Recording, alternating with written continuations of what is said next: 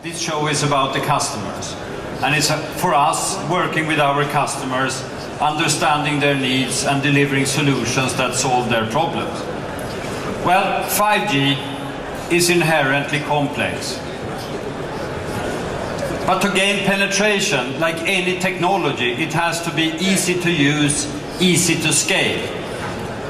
We think 5G is in a way inherently more complex. It will involve more standards, more bands, more new applications, more new business models. But in order to succeed, we have to basically disentangle that and simplify. We have to make it easy for our customers to deploy. And that's why you will see us talk about the quest for easy. We will start to see commercial deliveries already this year. They will start to grow in 2019, most likely being a sizable contributor rather by 2020. You know, we've basically had we have forecasted a falling RAN market this year as well, or slightly decline and then leveling off before you see growth. And that growth really comes from 5G. If you look globally, we see really 5G development being driven by, call it North America and Northeast Asia, with China, of course, being a leading provider. But we see that in other countries as well. Korea, Japan are going to be early, and several other nations around them.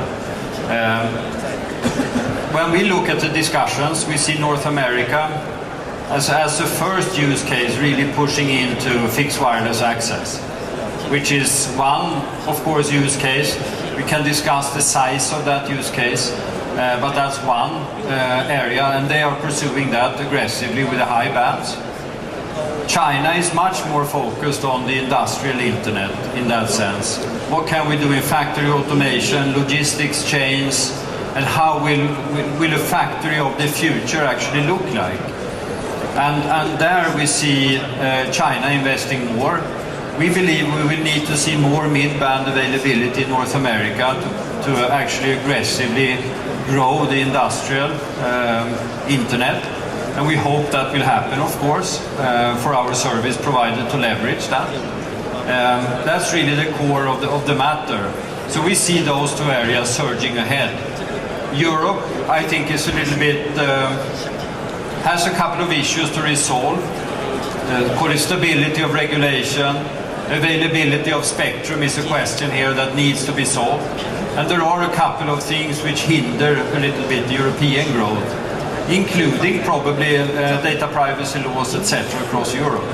So I think those will have to be resolved as well here in order to capture the full potential of 5G.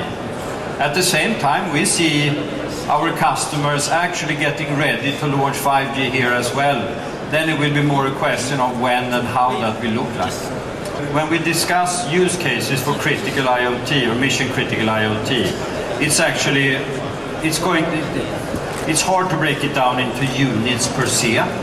And the reason is that when we look at the factory of the future, we actually see what's going to, the way we look at it is we will see sensors in so many different locations. And we will see, for example, compute power being centralized in the factory in order to make it much more flexible and how you arrange manufacturing. So when we look at that use case, it's going to be even within massive and mission critical IoT, we will see a number of use cases. So for example, we have done in our own factory in Nanjing with precision screwdrivers, we put sensors in them to predict when we need maintenance.